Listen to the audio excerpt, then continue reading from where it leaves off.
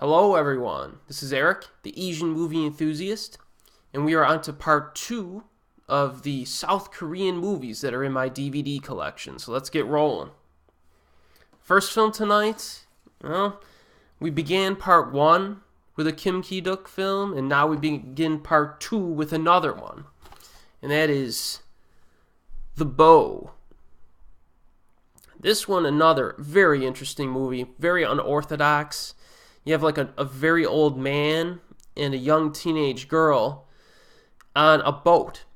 And, similar to a few of this director's other films, they don't talk to each other at all throughout the entirety of the film. So there's a lot of interaction. A lot of it's pretty playful and charming. There's, the whole scenery behind it is actually pretty nice too, because you're out like in the middle of the sea for most of the film on this fairly small boat. And they have a lot of very interesting interaction that, does not rely on dialogue, obviously. And then at one point in the film, like their relationship becomes a little bit fractured, and that's when things get even more interesting. I liked how the bow is used as both, kind of a weapon and a musical instrument, which I found to be pretty interesting. So yeah, this one is, again, for lack of a better term, it's a little bit on the artsy side, but very good. If you enjoy like 3 Iron or any of this director's other films, check out The Bow. A little bit of dust on it there. Very good movie. I gotta rewatch all of his movies. I remember early on, this director is similar in some ways to like, Shinya Tsukamoto, in the sense that the more you watch his films over and over again, the more you like them. At least that's my experience with watching Kim's films. You watch it the first time and you like it, or you really like it. You buy it on DVD, you watch it again, and then you like it even more.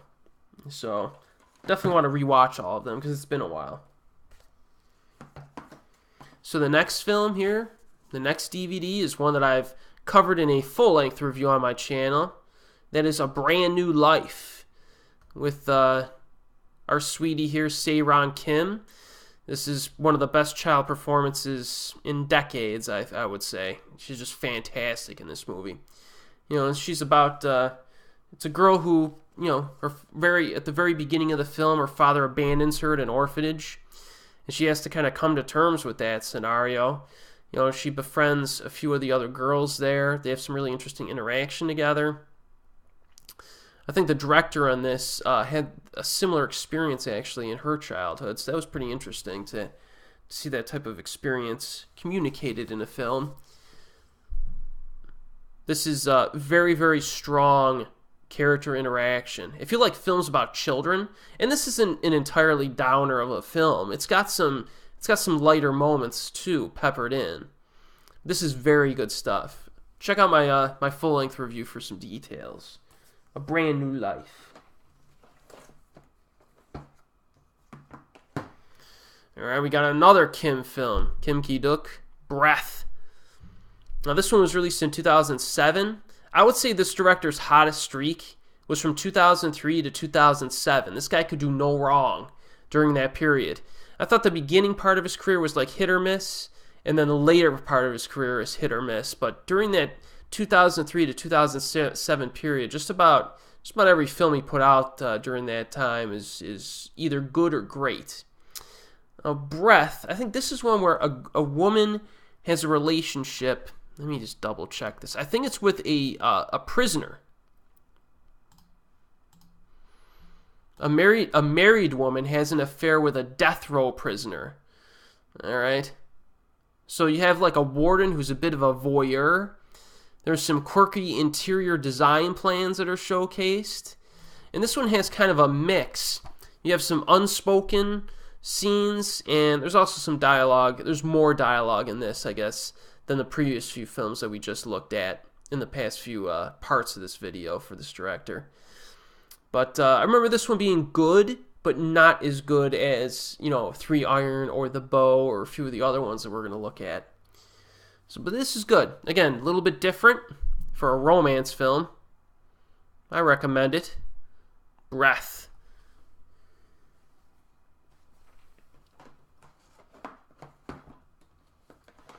This is one that I covered again on my channel already. Full-length review, Castaway on the Moon. I personally would classify this as a romantic comedy. Some people don't. Some people just classify it as a romance or a drama. Again, this is one with a very odd premise. This guy, he's like a businessman. He's, neck high in debt. He's depressed, miserable with life, so he jumps off a bridge and tries to kill himself. But he washes up on a tiny little island in the middle of a river. And you could see like the city right there. But this guy can't swim well, so he can't swim back home. And he tries to wave down some passing boats, but they don't see him because nobody lives on this tiny little piece of land. So he's like, I'll just sit here. I'll just stay here. And he starts to enjoy it. So that's how the film starts, and it turns into a romantic comedy. So, yeah, this one it's a very unique film, and it's excellent. I think I would have to say this is one of the most highly acclaimed films of the last 10 years. I mean, I'd say like 98% of the people who see this love it. So if you have any chance to see this movie, watch it. DVD availability for this sucks. I think the Region 3 DVD might still be around. Somebody's got to release this in the U.S., man. I mean, come on. This is one of the best movies of the last 10 years. Nobody's released it in the U.S. yet. It gets me angry. Castaway on the Moon.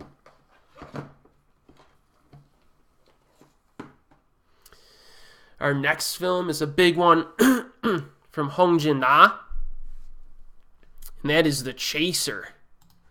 I just rewatched this one the other day, and it totally holds up. You basically have, this is just a classic thriller. You have a pimp is your protagonist here. Yes, he's a pimp. And he calls up some of his girls who have gone missing. And very early on, you realize that these girls are getting just bludgeoned to death by a psycho killer. And the identity of this killer is presented to you very early in the movie.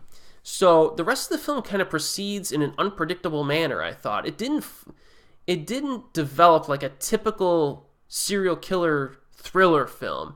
It throws in some, I wouldn't say twists, so to speak, but it has plot developments that are quite different and unexpected, I thought.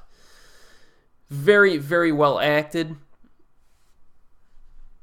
The bad guy in this actually is Jung-woo, and Jung-woo doesn't play that many bad guys in his career, and he was really good as the bad guy in this. And this is, I think, the first film that I saw him in, like ever, or at least I remember seeing him in. And usually you see him as protagonist nowadays, so seeing him as like a ruthless bad guy is pretty cool. So if you're familiar with this actor and you haven't seen The Chaser yet, it'll be real interesting to see him, do that nasty turn as a despicable human being. This does get violent, but it's totally worth watching. It's fantastic.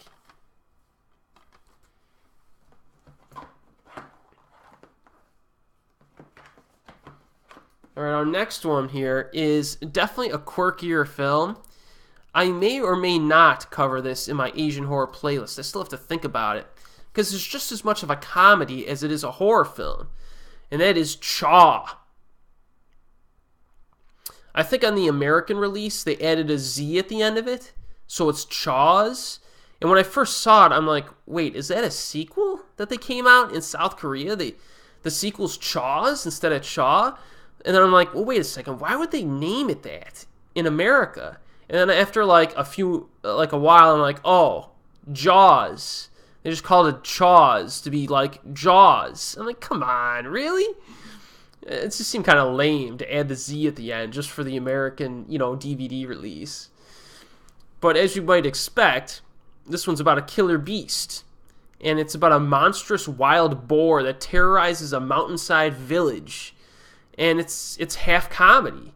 So you have a lot of like quirky, lively characters in this. Some of them are kind of dumb, but it lends to the humor.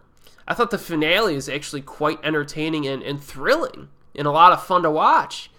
The animal in this, actually, the effects are very good too, I thought, for the animal.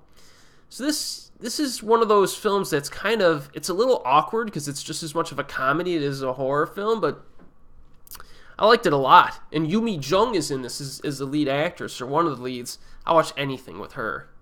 So I might add this to my Asian horror playlist. I'm kind of on the fence. Or it's at least an honorable mention, I'll tell you that much. It's entertaining if you want something a little different.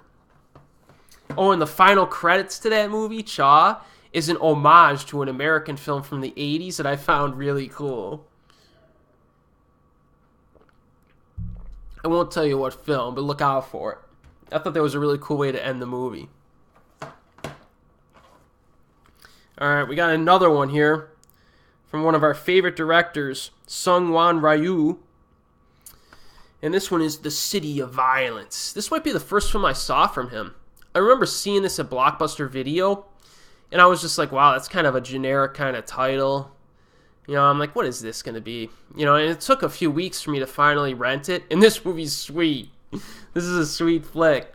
Pretty basic storyline. You get these two dudes, one of their buddies gets brutally murdered back in their hometown. So I think one or both of them go back to the hometown, and they meet up some way or another and start investigating it. Something doesn't smell right. And, yeah, there's a lot of action that ensues. All like martial arts type stuff, like Taekwondo, and there's a few standout moments in this movie. There's a scene kind of in the middle where our two protagonists fight off a group of high school gangs, a few of which are just ridiculous. It's just a ridiculous scene, but it's so much fun to watch. And then the ending to this has like 4 different levels. It's like a video game. It lasts like 20 minutes. It keeps progressing to more dangerous people. Yeah, so this one is definitely a lot of fun to watch. Most of the action is backloaded to the second half, but there's a lot of it in this. And one of the actors in this, let me try to find his name, Byung-soo Lee. He does a lot of comedies and dramas nowadays, and it was interesting to see him in this movie because he plays a guy, which I won't spoil, but it's a little bit different from a lot of his other roles, subsequent roles. So special features on this one are worth mentioning.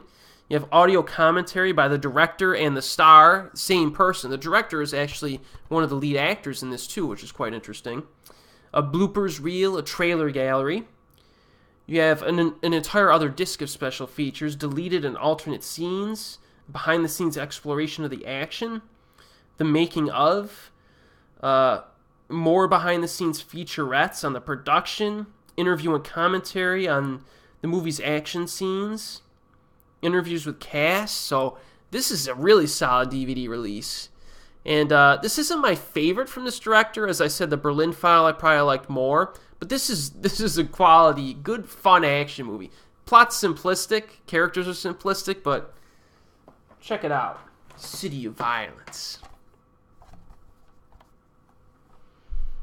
Cold Eyes, baby. I already have a full-length review of this on my channel. Check it out. The South Korean remake to Eye in the Sky. Yeah, Hyo-joo Han in it. Bunch of good actors in it. Again, it's about the surveillance unit that's tailing people. You know what I mean? So check out my full-length, spoiler-free review of Cold Eyes. This is awesome. Again, one of those double features. Eye in the Sky and Cold Eyes. Watch them back-to-back. You'll thank me later.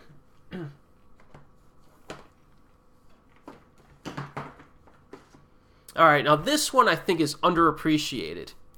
It's a recent film, and it's one of my favorites. And that is Confession of Murder. This is available in the US. This is the Region 1 release.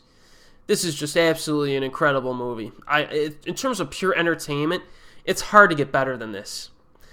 You basically have a guy who comes out, he goes on a serial killing spree, and then 15 years later, when the statute of limitations disappears, they used to have a statute of limitations in South Korea.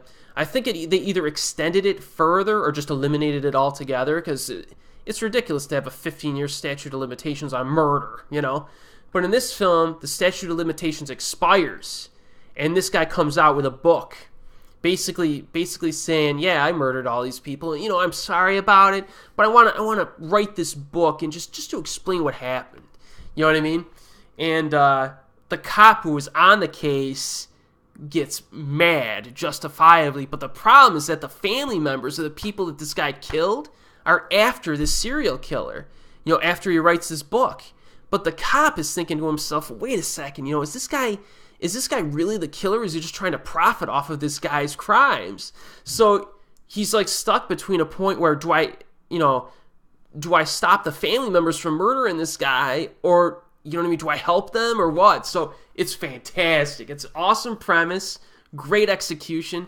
People complain about like it being uneven or something. Get out of here, uneven. Because there's a few action scenes that are a bit unrealistic, but who cares? They're so much fun to watch. You got thriller elements, dramatic elements, action scenes, and it uneven my butt. This movie's fantastic. And of course I have the Region 3 DVD because I couldn't wait for the American one. And then of course when the American one came out, I got that too. Alright, our next film here. Already covered it on my channel for you. Check out my full-length review of Couples. This is arguably my favorite romantic comedy of all time. It's kind of a three-way tie between this, Castaway on the Moon, and My Sassy Girl, all Korean, South Korean films. This one, very unique storytelling structure. You know, first 40 minutes play out straight, and then the film starts replaying events during the last hour plus. And what you thought happened in the first 40 minutes actually didn't. Or at least there's a lot going on in the periphery that makes you reinterpret the scenes that already occurred. Fantastic script writing in this, fantastic performances. I could watch this movie 1,000,000 times and not get sick of it. Watch this. This could, you know, if you hate romantic comedies, this is one of those ones that could change your mind about the genre overall.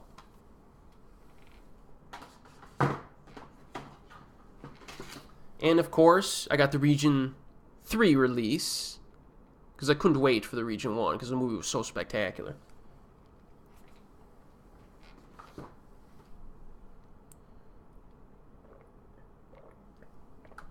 Alright, we're moving okay.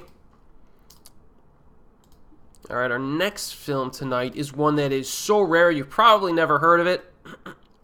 But it's another film from Seung-wan Ryu, who we're covering quite a bit. And this one is one of his early ones. It's Die Bad. Yeah, I didn't even hear about this one for quite a while. This is an anthology. It has kind of like a lot of gangster type elements to it. You know, it's a very manly film, I would say. For lack of a better term. You know, I won't tell you all the different storylines, but you know, you have gangster plots to it. There's some violence to it. Good interaction. You know, the shorts themselves, some are better than others, I think, but they're all pretty good at least. And this one actually does not have subtitles to it, this DVD. But I was so desperate to watch this movie, and it's not available anywhere with subtitles, that, you know, I said, what the heck, I'll watch it without subs, and I still enjoyed it. So, I don't know if I can really recommend it to you without subs, but Die Bad.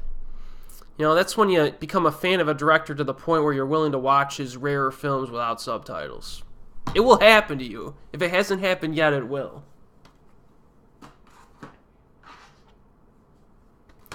Alright, let's do one more here. This is one of the best gangster films of the past decade. A Dirty Carnival. Another one that a lot of people don't really talk about. This movie's freaking awesome. Pretty basic storyline, okay? You know, you got a younger guy here working his way up the ladder in the gangster hierarchy. But this is one of those films that, again, South Korea, one of the themes that I like in South Korean films, at least a minority of them, is that, you know, you make one little mistake and you just screw yourself over, man. You know, like Old Boy, A Bittersweet Life, A Dirty Carnival. You could be straight as an arrow. You make one mistake and you're screwed. You know what I mean? So, in any case, this is Very cool movie, very good quality acting. This lead actor doesn't star in many movies either, and whenever he shows up in something, I pay attention. So if you're into Korean gangster flicks, you gotta check out A Dirty Carnival. It's totally worth watching, and it's widely available. Alright, that's it for tonight. I hope you're enjoying these, and I will see you next time.